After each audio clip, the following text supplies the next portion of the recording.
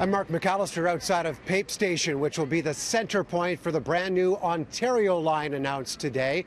It would extend from the Ontario Science Centre to the north, all the way through this point, south what used to be the downtown relief line, and onto Ontario Place. It's all part of the grand plan announced by the province today, $28.5 billion worth of transit. The question is, how would it actually get done, and can it actually be done? More tracks, more trains, extending even further actually means that much more work. The province's claims that bigger transit plans can be built just as efficiently, with projects like the new extended Ontario line staying within the same timelines, needs to be approached with caution. We need to make sure that we're also doing the due diligence up front to give the contractors, to give the engineers, to give the utilities all the time they need to really do the pre-planning, so that once we're in the ground, we're causing the least amount of delay. Plans for what has been known as the downtown relief line can apparently still be used, and some pre-planning has been done for taking it north to the Science Centre, but the rest takes time.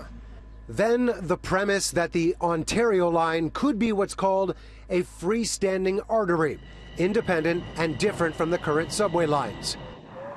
Intersections between old and new would have to be constructed differently, much like plans for the Eglinton Crosstown LRT now being built. The province wants to look at advanced technologies like driverless trains with higher capacity and better signaling systems. Modern signaling and train control systems will mean the new trains can run faster and more frequently. Cities like London and Paris, even New York, are doing just that. The Ontario government's plans for making that happen and saving time and money, public-private partnerships. Transit projects are definitely the toughest of them all, but we do think it's the only model that will make sense to meet the ambitious timelines.